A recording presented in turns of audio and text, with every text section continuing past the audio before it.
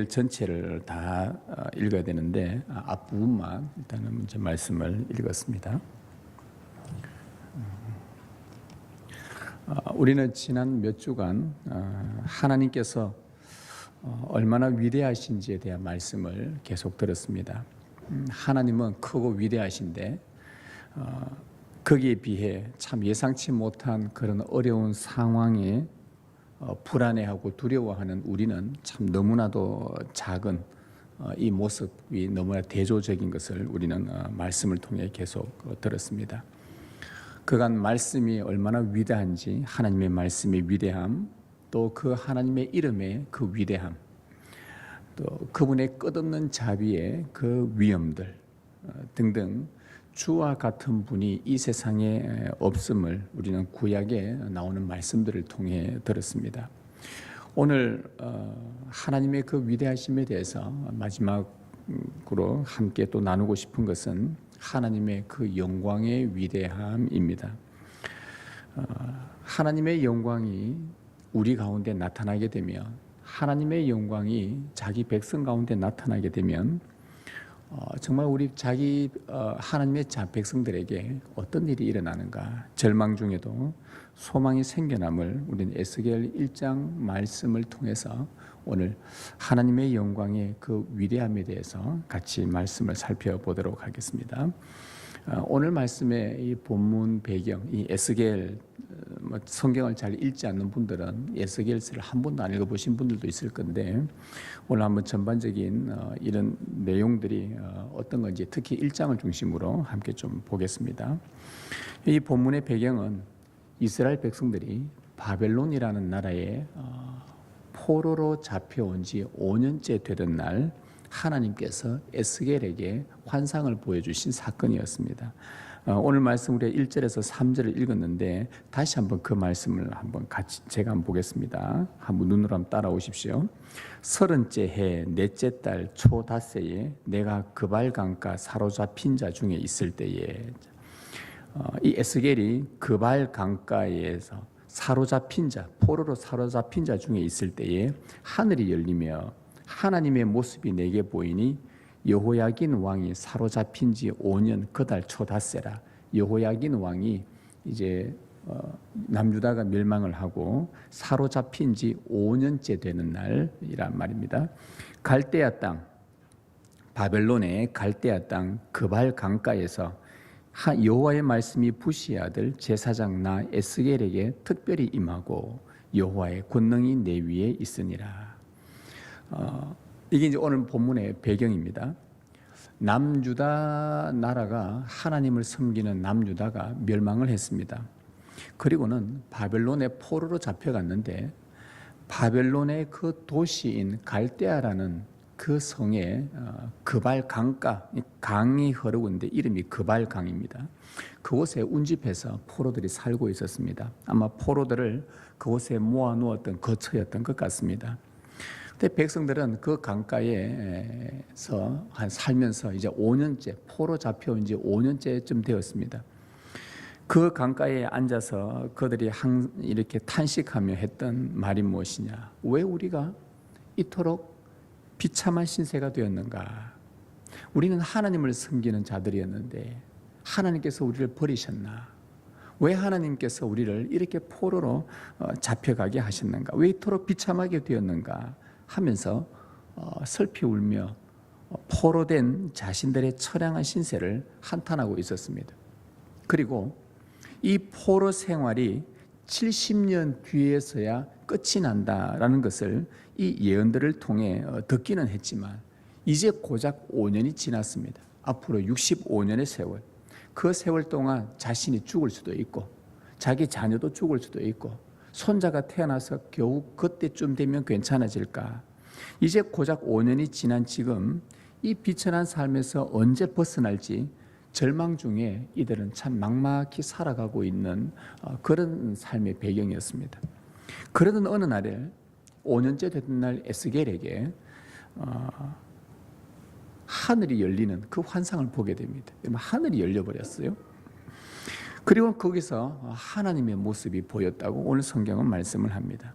여러분, 성경에서 보통 하늘이 열리는 이러한 환상들은 보통 새 시대를 알리는 희망을 가리키는 신호입니다. 새로운 시대가 열렸다라는 그런 의미인데요. 여러분 잘 알듯이 예수님께서 세례받고 물에서 올라오셨을 때에 어떤 일이 벌어졌냐면 하늘이 열렸습니다.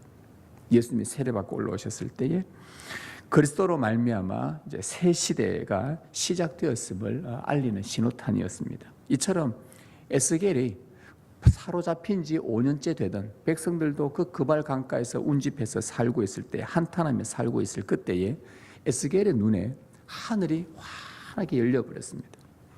거기서 하나님이 나타나셨습니다. 하늘이 열렸다는 것, 그것은 다시 말하면 하나님께서 포로된 자기 백성들에게 새로운 계획을 알리시는 하나님의 계시였던 것입니다. 그때 에스겔은 하나님의 권능에 완전히 사로잡혀 있었습니다. 이게 오늘 1절, 2절, 3절에 읽었던 내용의 배경입니다. 그때 그 성령에 완전히 사로잡혀 있을 때에 그가 환상을 보게 됩니다. 하나님께서 주신 환상이었죠. 그 환상이 뭐냐? 첫 번째 환상이 그의 눈에 폭풍과 큰 구름이 자기에게 다가오는 환상이었습니다. 4절 말씀을 한번 보겠습니다. 내가 보니, 이제 에스겔이 보니 북쪽에서부터 폭풍과 큰 구름이 오는데 그 속에서 불이 번쩍번쩍하여 빛이 그 사방에 비치며 그 불 가운데 단쇠 같은 것이 나타나 보이고 라고 나옵니다. 그가 하늘에 열리고 환상을 보는데 큰 폭풍이 모든 것을 뒤엎어 버릴 만한 이 큰 바람이 일어나면서 큰 구름도 같이 동반이 되었습니다. 그런데 그 구름 속을 가만히 보니 불이 번쩍번쩍 거렸다고 합니다.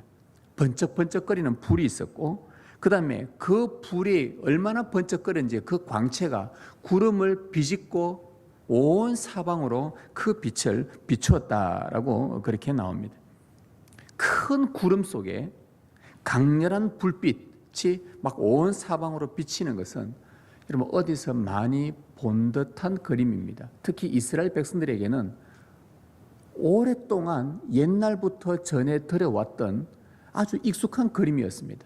여러분들 기억나시겠습니까? 큰 구름 속에 그 안에서 강렬한 빛이 비추어서 사방으로 비치는 것, 어디서 많이 본 듯한 그림이지 않습니까?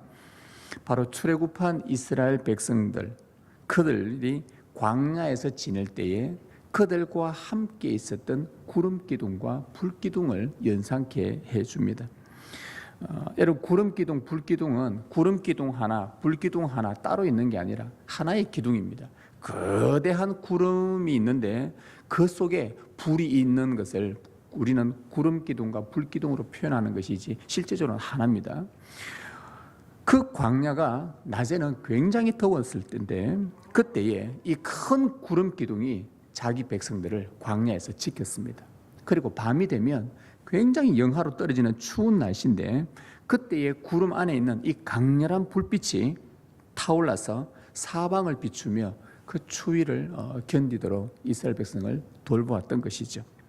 따라서 이 에스겔이 본 환상의 큰 구름 속의 강렬한 불빛은 그가 볼 때는 이스라엘 백성들은 누구나 알 수 있을 만한, 들어서 오랜 우리 조상들이 광야에서 지내면서 들어서라도 알고 있고 직접 경험했던 말들이 전해 내려오면서 우리 하나님 광야에서 이렇게 우리와 함께 하셨다. 큰 구름 가운데 강렬한 불빛이 있어서 꺼지지 않는 그 하나님이 우리와 함께 하셨다는 것을, 보호하셨다는 것을, 지켰다는 것을 그들은 이 구름 속에 있는 큰 강렬한 불빛이 비치는 것을 보고 그들은 알게 된 것이죠. 따라서 에스겔이 본 이 구름과 불이 보여주는 계시는 뭐냐? 하나님께서 지금 포로가 되어 그발 강가에서 비참하게 탄식하며 슬피우는 자기 백성과 함께 하시겠다는 것을 보여주는 것입니다. 예루살렘 성전은 이미 파괴되었습니다. 폐허가 되었습니다. 이들은 거기에 없고 이 한 2000km 떨어져 있는 이 바벨론에 와서 그 그발 강가에서 있는데 하나님이 예루살렘 성전에 계신 줄 알았는데 그 하나님이 지금 어디 계시냐? 그 포로로 잡혀온 자기들에게 찾아오셔서 이런 놀라운 환상을 보여주신 것이죠. 내가 내 백성과 함께 하시겠다는 그런 신호요. 동시에 하나님이 하늘을 여시고 나타나신 것은 내가 너희들을 통하여 새로운 일들을 행할 것이다 라는 하나의 신호인 것입니다. 이것이 폭풍과 구름의 환상입니다. 자, 그리고 이 에스겔이 그 폭풍과 바람을 동반한 큰 구름이 점점 가까이 자기에게 다가오는데 그 구름 안에 아주 이상한 생물을 하나 발견을 하게 됩니다. 그 생물이 5절에서 14절까지 나오는데요. 이걸 제가 하나는 읽을 텐데 여러분들이 좀 이해를 돕기 위해서 제가 이 그림을 하나 보여드리는데, 이 그림은 정확한 그림은 아니고요. 어떤 분이 에스겔서 1장 5절에서 14절을 읽으면서 이런 그 글에 따라서 최대한 그림을 그렸는데, 저 그림이 완벽한 그림은 아니고요. 그냥 참고로 이렇게 본문을 이해하도록 하기 위한 겁니다. 5절에서 14절을 제가 한번 읽겠습니다. 읽으면서 저 그림들을 보시면 이해가 될 겁니다. 자, 그 구름 속에서, 그 속에서 5절, 네 생물의 형상이 나타나는데 그들의 모양이 이러하니 그들에게 사람의 형상이 있더라. 그들에게 각각 네 얼굴과 네 날개가 있고 그들의 다리는 곧은 다리요 그들의 발바닥은 송아지 발바닥 같고 광낸 구리같이 빛나며 그 사방 날개 밑에는 각각 사람의 손이 있더라.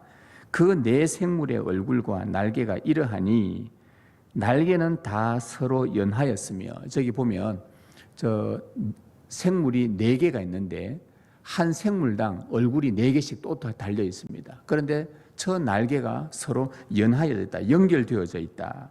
그리고 갈 때에는 돌이키지 않고 일제히 앞으로 곧게 행한다고 했답니다. 10절에 그 얼굴의 모양은 넷의 앞은 사람의 얼굴이요 넷의 오른쪽은 사자의 얼굴이요 그 넷의 왼쪽은 소의 얼굴이요 넷의 뒤는 독수리의 얼굴이니 그 얼굴은 그러하며 그 날개는 더럽혀서 각기 둘씩 서로 연하였고 연결되었고 또 둘은 몸을 가렸으며 영이 어떤 쪽으로 가면 그 생물들도 그대로 가되 돌이키지 아니하고 일제히 앞으로 곧게 행하며 또 생물들의 모양은 타는 숯불과 횃불 모양 같은데 그 불이 그 생물 사이에서 오르락 내리락하며 그 불은 광채가 있고 그 가운데에서는 번개가 나며 그 생물들은 번개 모양같이 왕래하더라. 네. 이 네 생물, 아까 좀 전에 보았던 이 네 생물의 정체는 뭐냐? 에스겔이 보았던 폭풍과 바람을 동반한 큰 구름 속에 막 불이 강렬하게 비치는데 그 구름 속에 보니 이러한 생물이 눈에 보인 것입니다. 이 생물의 정체는 하나님께서 사용하시는, 하나님이 부리시는 천사들을 가리킵니다. 요한계시록 4장에 성경 제일 마지막에 가보면 사도 요한도 하늘의 환상을 보는데 거기에서 오늘 본문에 나오는 이 동물과 똑같은 그 환상을 하나 보게 됩니다. 그런데 이 동물들이 뭐 하고 있는가? 사도 요한이 하늘을 보니 하늘에서 밤낮 하나님을 찬송하고 경배하는 이 생물들이 하나님을 경배와 하나님께 경배 찬상을 올려드리는 그런 모습을 환상 중에 본 것입니다. 그래서 이러한 것들을 볼 때에 이 네 생물, 조금 전에 그림으로도 보았지만 이 말씀에 나온 네 생물은 하나님의 권능에 붙들려서 주의 백성들의 구원을 돕는 천사들이라 이렇게 보시면 되겠습니다.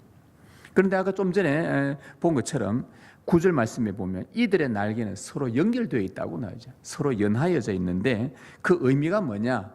이 천사들의 날개가 연결되어졌다는 말은 하나님의 구원을 위해서 함께 연합한다는 말입니다. 천사들이 자기들 마음대로 자기가 하고 싶은 대로 하는 게 아니라 서로 하나로 연합되어져서, 그리고 12절에 보면 이 천사들은 하나님의 영이 가는 쪽으로 일제히 행한다.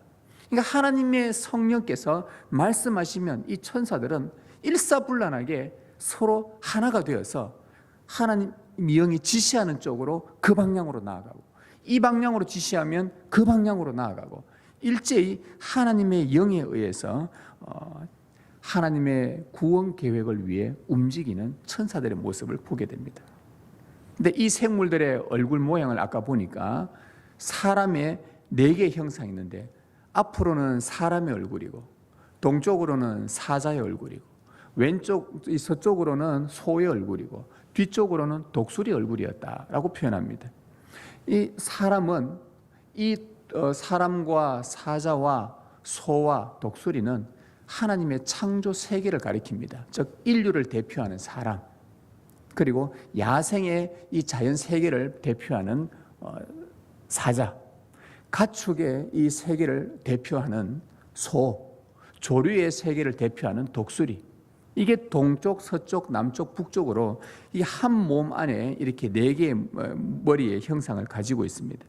이들이 하나는 동서남북으로 가리키고 있습니다. 그리고 이들은 오늘 말씀의 14절에 보면 번개처럼 신속하게 움직인다고 합니다. 이 4생물이 의미하는 전체적인 환상은 뭐냐? 하나님의 영이 명령을 하시면 그 명령을 따라 하나님의 구원의 계획을, 그분의 뜻을 이루기 위해 서로 연합하고 동서남북 모든 창조 세계를 번개처럼 신속하게 날아다니는 천사들의 모습을 보여줍니다. 여러분, 그림이 좀 이해 가시겠습니까? 상상이 가십니까?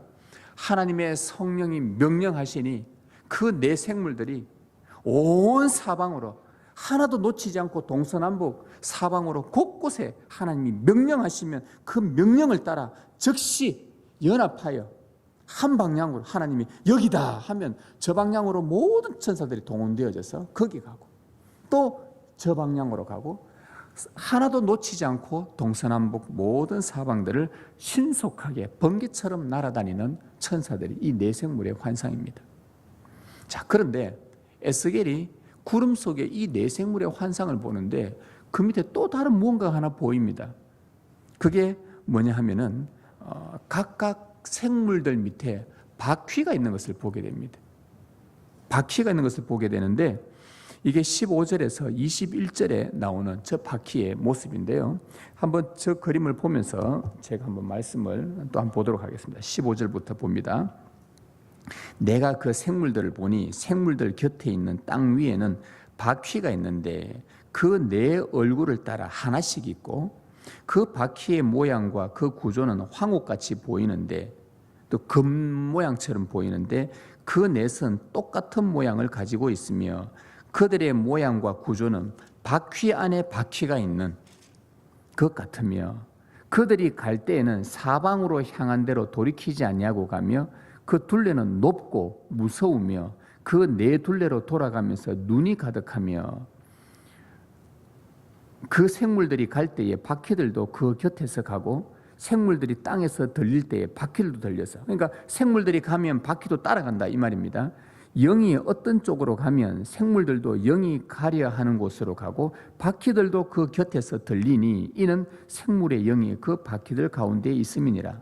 그들이 가면 이들도 가고 그들이 서면 이들도 서고 그들이 땅에서 들릴 때에는 이들도 그 곁에서 들리니 이는 생물의 영이 그 바퀴들 가운데 있음이더라. 이거 바퀴에 대한 또 하나를 보게 됩니다. 이 바퀴라는 것은 아까 본 듯이 둥급니다. 어디든지 갈 수 있는 옛날 이 고대 시대로 본다면 마차 같은 것입니다. 어떤 왕이 타고 있는 마차, 전쟁을 나가기 위해서 타고 있는 마차의 그 바퀴들이 구르지 않습니까? 어디든지 어느 방향으로 갈 수 있다는 것을 보여줍니다.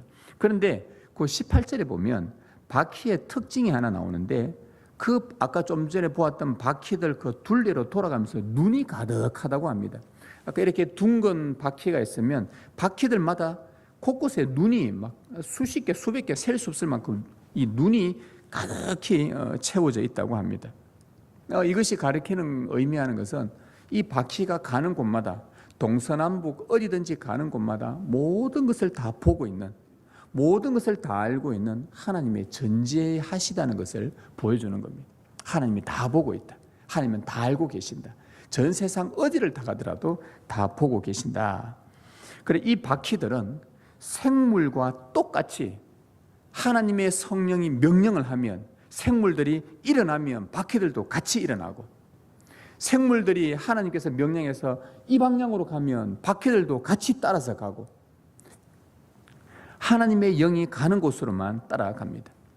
자, 이런 생물과 이 바퀴에 대한 이 환상을 한번 정리를 해보면 이렇습니다. 하나님께서 하늘을 여셨습니다. 그리고 거기에서 환상이 맺는데, 마치 그곳에서 하나님이 당신의 영광을 그 포로된 자들에게, 비참한 자들에게 계시를 하셨습니다. 어떤 모습으로 계시하셨냐? 천사들을 명령을 하는데, 이 생물들에게 명령을 하는데, 그 명령을 따라 일제히 연합해서 온 세상 동서남북 구석구석 놓치지 않고 하나님의 백성들을 눈동자같이 보고 계시며 살피시면서 여기저기 다 다니는 그러한 환상의 그림입니다.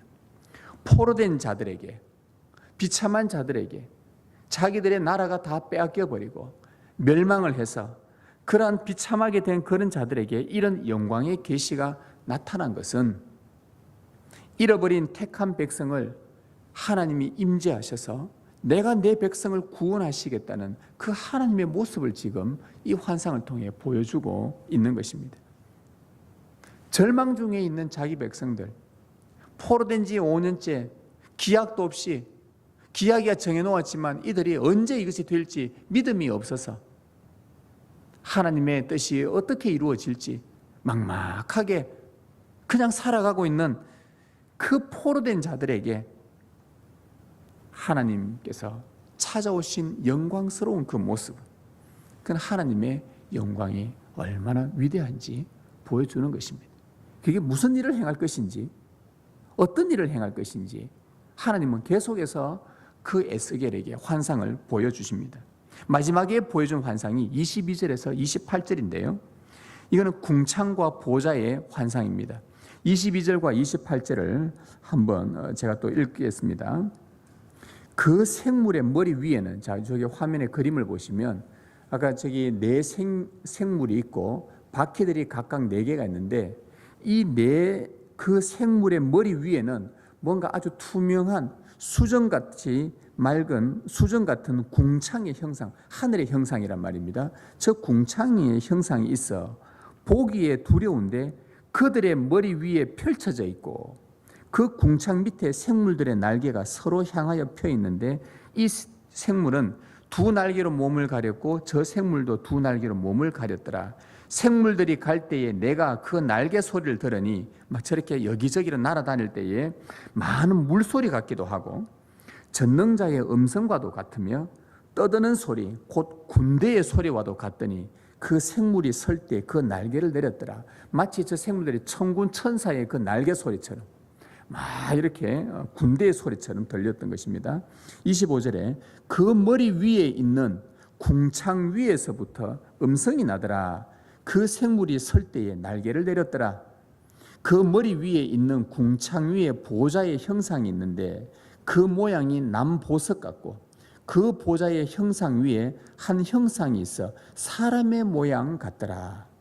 내가 보니 그 허리 위의 모양은 단쇠 같아서, 아주 벌겋게 달아오른 쇠 같아서 그 속과 주위가 불 같고, 내가 보니 그 허리 아래의 모양도 불 같아서 사방으로 광채가 나며, 그 사방 광채의 모양은 비 오는 날 구름에 있는 무지개 같으니 이는 여호와의 영광의 형상의 모양이라.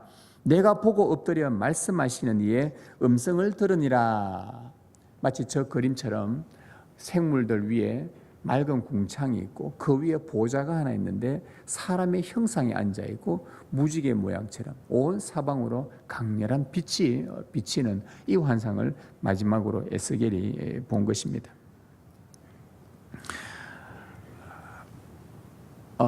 방금 보았던 이 궁창 위에 보석으로 꾸민 보좌가 있는데 그곳에 사람의 형상을 한 어떤 분이 앉아있다고 했습니다. 사람의 형상이라. 그 사람에게서 불 같은 광채가 났다.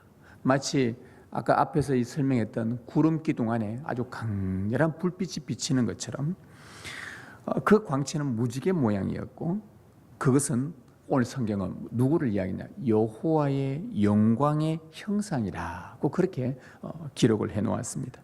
그 보좌에서 음성이 들렸는데 그 음성은 곧 하나님의 음성이었습니다. 그 음성이 나자 에스겔이 그 소리를 듣고 납작 엎드리게 되는 것이죠. 여러분, 이 환상의 전체의 그림, 아까 좀 전에 보았던 그 그림을 다시 한번 이 말씀과 함께 상상을 해보십시다. 무엇을 연상할 수 있는가 하면은, 자, 천사들이 받듭니다. 바퀴가 있습니다. 그 위에 보좌가 있고 어떤 사람의 형상을 한 하나님의 형상의 영광이 그곳에 앉아 있습니다. 이 그림은 마치 전쟁을 나가는 용사의 모습입니다. 여러분, 고대 전쟁은 왕들이 마차를 타고 갑니다. 앞에 말이 있고 뒤에 마차 속에 사람이 타고 있고, 그 줄을 잡고 전쟁을 나갈 때 바퀴들이 막 빠르게 말들이 달려가면서, 마치 일명 생물이죠. 말들이 달려가면서 이 마차를 가서 전쟁을 하는 어떤 고대 시대에, 이 당시 때에, 에스겔 시대 때에 전쟁하는 용사들의 모습을 보게 됩니다. 이 네 생물은 주님의 보좌를 받들고 있습니다. 보좌에 계신 하나님의 명령에 따라서 네 생물과 각각의 바퀴가 온 세상을 번개같이 움직입니다. 하나님의 명령 하나에 하나님이 부르시는 천사들을 동원하셔서 온 세상 곳곳 동서남북 할 것 없이, 우리는 공간이 제한되어져 있고 시간에 매여서 살아가지만 하나님의 이 명령에 따라서 움직이는 당신이 부르시는 이 천사들과 함께 온 세상을 번개처럼 동해 번쩍 서해 번쩍, 우리는 이동하려면 꽤 긴 시간이 걸리지만 그 하나님 명령에 따라서 언제 여기에 왔다가 언제 번개가 치듯이 순식간에 온 세상이 볼 수 있도록 그렇게 자기 백성을 향해 나아가시는, 달려가시는 거룩한 용사로서의 하나님의 모습을 이 환상이 보여줍니다. 에스겔이 본 이 환상은 앞에서 말씀드린 것처럼 포로된 지 5년 된 이스라엘 백성에게 용사로서 찾아오신 하나님의 영광스러운 임재였습니다. 자, 그렇다면 여기서 한 가지 질문입니다. 왜 포로된 백성들에게 하나님은 찾아오셨을까? 여러분, 이 질문은 오늘 본문을 풀어내는 데에, 어쩌면 에스겔 전체를 풀어내는 데에, 또 신약 성경과 함께 연결되어 전체 하나님의 뜻을 풀어내는 데에 아주 중요한 실마리가 바로 이 질문에 있습니다. 그러면 하나님은 왜 포로된 자기 백성들에게 이 영광스러운 존재로 임재하셨을까? 왜 이 땅에서 비참하게 살아가는 오늘 우리와 같은 자기 백성들에게 하나님의 영광이 왜 임재하셨을까? 이들이 원한 것도 아니요, 이들이 바랬던 것도 아니요, 그저 포로 가운데에서 비천하게 살아가는 그들에게 하나님 당신께서 당신의 때에 당신의 영광을, 하늘을 여시고 이들에게 계시하시면서 그 포로된 자들에게 찾아오신 이유가 뭐냐는 것입니다. 거룩한 용사로서 찾아오신 그 이유가 뭐냐? 천사들을 동원하여 다니시면서 곳곳에, 동서남북 곳곳에 다니시면서 눈동자같이 하나도 놓치지 않고 다 살피면서 전지하신 그 하나님이, 그 임재하신 이유가 뭐냐는 것입니다.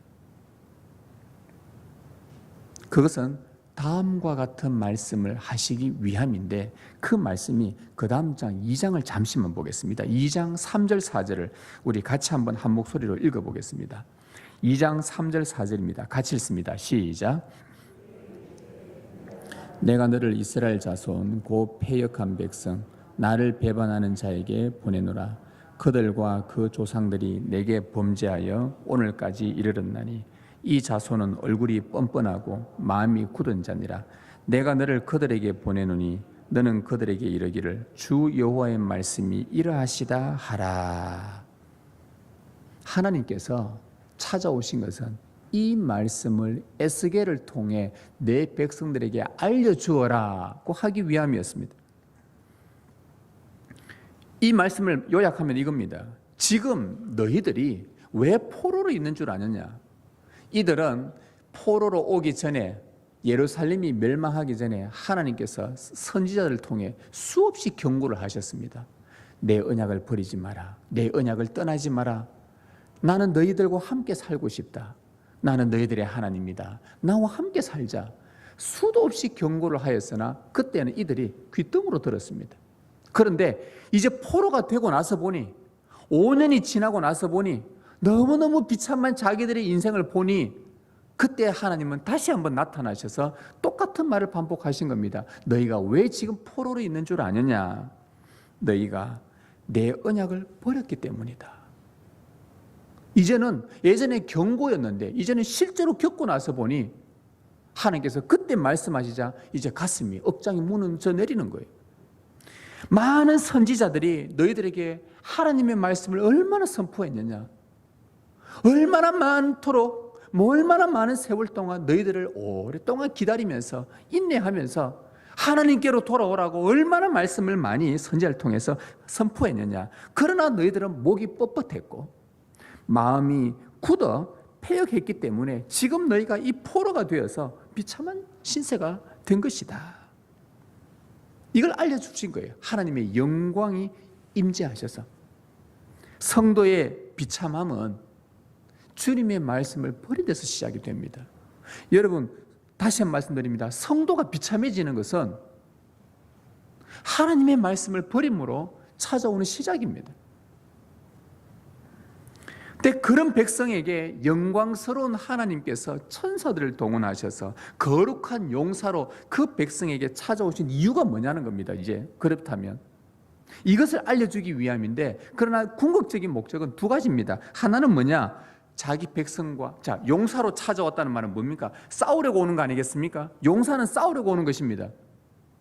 누구와 싸우려고요? 자기 백성과 싸우시려고 찾아오는 겁니다. 하나님의 언약을 파기한 자들에게 찾아오셔서 심판, 즉 싸우시려고 찾아오는 거예요. 그리고 또 하나는 뭐냐? 다시 그 하나님의 백성들을 회복시키시기 위해서. 여러분, 하나님의 영광이 자기 백성 가운데 임하는 것은 항상 이 두 가지입니다. 자기 백성의 불순종으로 인해 하나님이 싸우시기 위해서 오는 것이고, 그 다음에 그 문제가 해결되고 난 다음에는 다시 자기 백성을 회복시키기 위한 것. 심판과 구원, 이 두 가지가 하나님의 임재의 목적입니다. 여러분, 언약 파기의 대가는 죽음입니다. 하나님은 죄를 범한 자를 동서남북 모든 세상을 다니시면서 샅샅이 뒤져내십니다.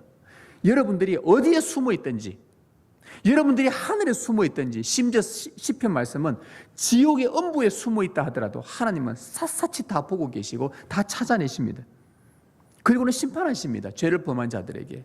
그리고는 심판 후에는 자기 백성을 다시 회복시킵니다. 이 에스겔 저 뒤에 37장에 가보면 마른 뼈 환상이 나온다는 거 여러분 잘 알고 있을 것입니다. 그 마른 뼈가 무엇이냐 하면 언약을 파기하고 마음을 완고하게 하여 깨어져 죽은 이스라엘 백성을 상징하는 것입니다. 너희는 죽은 자들이다.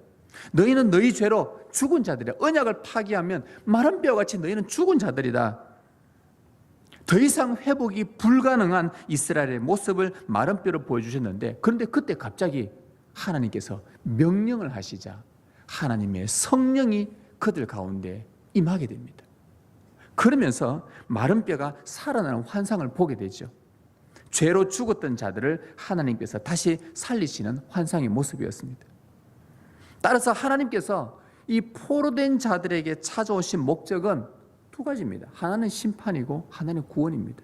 그런데 그 심판이 택한 자기 백성들에게 영원한 심판으로 끝나는 게 아니라 그 대가를 치르게 하신 다음에, 즉 포로로 잡혀오게 한 다음에는 하나님께서 그 백성을 구원하기 위한, 회복하기 위함입니다.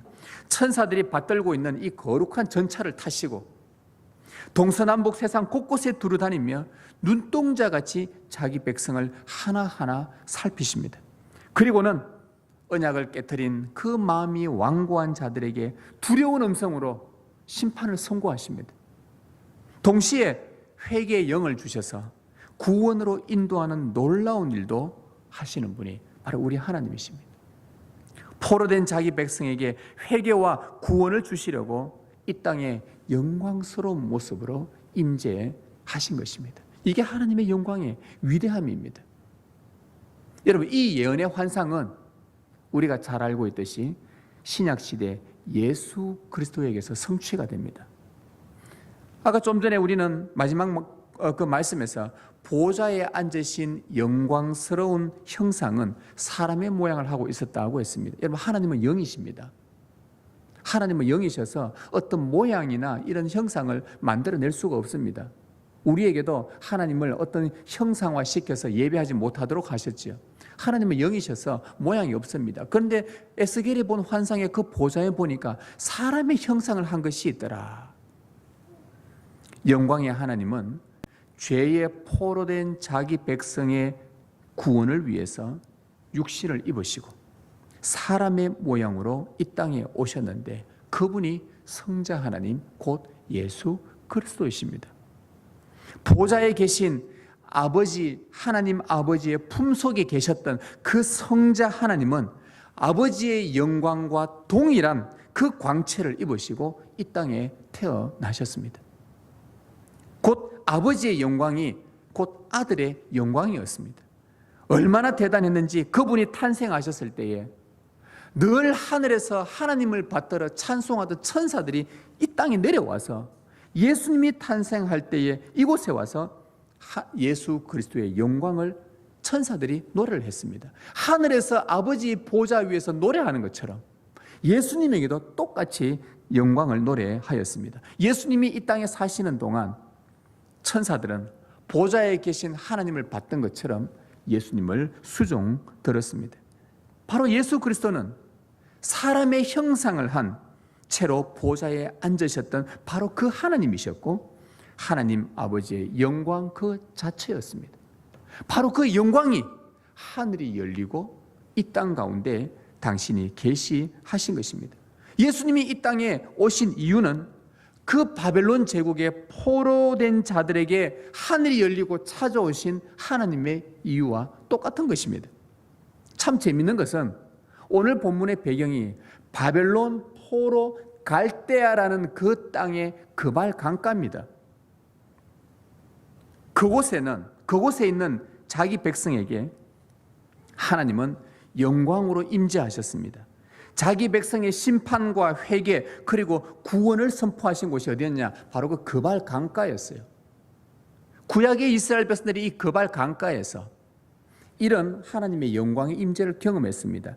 참 재밌는 것은 예수님도 심판과 회개 그리고 구원을 처음 선포하신 곳이 어디냐? 요단강이었습니다. 그발 강가에서 하나님은 뭐라고 외치셨냐? 이 패역한 자들아, 너희가 비참하게 된 것은 너희 죄 때문이다. 그러면서 회개와 구원을 선포하셨고 그들을 회복하겠다고 그발 강가에서 하나님이 영광 중 임재하셔서 말씀하셨어요. 이와 유사하게 예수님도 요단 강가에서 너희 패역한 자들아, 내가 너희를 구원하려고 영광 중에 하늘에서 임하였다. 그 요단강에서 세례받고 올라오실 때 하늘이 열리셨거든요. 성령이 비둘같이 충만했거든요. 그리고는 예수님이 거기서 뭐라고 말씀하시냐? 회개하라. 천국이 가까이 왔느니라. 굉장히 비슷한 그림입니다. 그발 강가, 요단 강가. 그발 강가에 찾아오신 하나님의 그 영광스러운 전사와 같은 그 형상의 모습, 요단 강가에 찾아오신 하나님의 영광의 형상이신 예수 그리스도, 그분은 구약의 하나님의 아버지의 영광, 그분의 바로 임재였던 것입니다. 여러분, 갈대아 땅의 이 그발 강가, 여러분 어디서 많이 들어본 거 안 같습니까? 갈대아라는 어디서 많이 들어보지 않았어요? 바벨론 지역에 갈대아라는 그 도시에 그발 강이 흐르고 있었습니다. 여러분, 갈대아 어디서 많이 들어보지 않았습니까? 갈대아 누구의 고향이었습니까? 아브라함의 고향이 갈대아 우르라는 곳에 있었습니다. 지금 참 재밌는 그림입니다. 이스라엘 백성들이 지금 어디에 가 있는가? 아브라함의 옛 고향이 지금 가 있습니다. 포로가 되었어요. 하나님은 아브라함을 저 우상의 도시에서 아브라함을 불러내시고 약속의 땅으로 들여보냈습니다. 그런데 그의 후손 이스라엘은 아브라함이 부름받기 이전 상태, 곧 우상의 도시로 되돌아가 있는 지금 그 상황의 모습입니다. 여러분, 여기서 우리에게 주는 교훈이 뭐겠습니까? 혹 여러분의 삶은 지금 어디에 있는지 한번 살펴보십시오. 여러분의 삶은 혹 하나님이 부르시기 이전에 살던 그 상태로 지금 돌아가 있지는 않은지, 죄에 매여서 돈의 포로가 되어 있고, 명예의 포로가 되어 있고, 힘의 포로가 되어 있고, 인기의 포로가 되어 있고, 허영심의 포로가 되어 있고, 탐욕의 포로가 되어 있고, 시기의 포로가 되어서 마음이 굳어져서 주의 언약을 멀리하 있는 지금 그 자리에 앉아 있지는 않습니까? 그발 강가에 포로된 자들에게 찾아오신 하나님의 영광, 요단 강가에 죄인들에게 찾아오신 예수님의 영광, 세상의 모든 악한 문화에 그 세속화의 홍수에 빠져있는 여러분을 찾아오신 성령 하나님의 영광, 우리를 더러운 탐욕과 죄의 우상 숭배에서 씻어내시려고 지금 영광으로 임재하셔서 생수의 강가로 인도하시는 하나님의 모습이 보이십니까? 여러분, 다시 갈대아 땅으로 돌아가시겠습니까? 다시 소망 없는 우상 숭배 삶으로 돌아가시겠냐, 이 질문입니다. 여러분들이 어디를 돌아다녀도, 몰래 무슨 짓을 하고 다녀도 성령님은 동서남북 온 세상 구석구석을 돌아다니며 눈에 불을 켜고 번개같이 신속하게 우리를 찾아내십니다. 그리고는 당신의 영광을 우리에게 비추시면서 우리의 죄를 고발하시고, 그리고는 마른 뼈와 같은 우리를 다시 살리시려고 생수의 강가로 끊임없이 인도하셔서 생수의 말씀을 듣게 하시는 분이 우리 하나님이십니다. 절망 중에도 우리가 소망을 가질 수 있는 것은 주님의 영광이 우리를 변함없이 찾아오시기 때문입니다. 이게 하나님의 영광의 위대함입니다. 이게 하나님의 영광이 항상 우리에게 있기를 바라는, 여러분, 이래야만 우리가 살 수 있는 것 아닙니까? 우리의 죄를 끊임없이 고발해 주시는 하나님, 우리를 끊임없이 거기에서 회복시키시려는 그 하나님, 그분이 영광 가운데 우리에게 임재하시기를 우리는 모두가 다 바라고 있는 것입니다. 그래야만 우리가 살 수 있기 때문이죠. 성도 여러분, 지금도 하나님은 당신의 영광을 우리에게 비추기를 원하십니다. 우리의 죄를 드러내시기 위해 영광으로 찾아오십니다. 우리를 회복하시기 위해 영광으로 찾아오십니다. 하나님의 그 영광이 우리 가운데 임하기를 사모할 때 우리에게는 소망이 있습니다. 동시에 우리는 지금뿐만 아니라 장래에도 임할 하나님의 영광을 우리는 더욱 고대하며 살아가게 됩니다. 이 영광이 이토록 좋은데 앞으로 장래에 오실 그 하나님이, 우리 주님이 다시 이 땅에 오실 그 재림하실 그 영광의 날을 우린 기다리고 있는 것이죠. 왜? 그 날이면 어떤 날인가? 우리의 육신이 종말을 맞이하여 이 자리에 있는 여러분들이 무덤에 있을 때, 혹은 화장되어서 한 줌의 죄로 있을 때에 그 모습은 뭐와 같으냐? 우리가 죽어서 한 줌의 죄가 되는 것은 마치 그발 강가에서 탄식하며 절망하던 이스라엘 백성들처럼 보입니다. 죽었잖아요. 죽음은 절망이거든요. 인간에게 최고의 절망은 죽음입니다. 마치 그발 강가에서 포로된 자에게 죽은 것과 마찬가지 같은 그 모습이 우리의 육신의 종말입니다. 그러나 우리 주님께서 영광 중에 하늘이 열리고 다시 이 땅에 오시는 날, 천군 천사를 대동하여 영광의 전차를 타고 재림하셔서 절망의 무덤을 여시고는, 예수님께서 무덤을 열고 나사로야 나오라, 나사로야 나오라고 하신 것처럼 무덤 속에 있던, 화장하여 죄로 있던 여러분들의 이름을 하나하나 부르시고는 무덤을 여시고 영광의 나라를 선물로 주신다는 것입니다. 이게 하나님께서 우리가 장래에 기다리는 하나님의 영광의 임재입니다. 지극히 순수하고 거룩한 하나님의 영광이 얼마나 위대한지 그날에야 비로소 우리는 알게 될 것입니다. 이제 우리는 이 땅에 사는 동안 목숨이 다하는 그날까지 주님께서 영광으로 우리에게 찾아오신 그 목적, 곧 주의 언약을 기억하고 신실한 주의 신부로 살아가십시다. 물이 바다를 덮음같이 여호와의 영광을 인정하는 것이 온 세상에 가득할 그날들을 고대하면서 주의 언약을 지키는 신실한 거룩한 신부로 살아가자는 것입니다. 우리에게 찾아오신 하나님의 이 영광의 위대함, 그 영광을 여러분이 충만하게 누리시길 주님의 이름으로 축원합니다.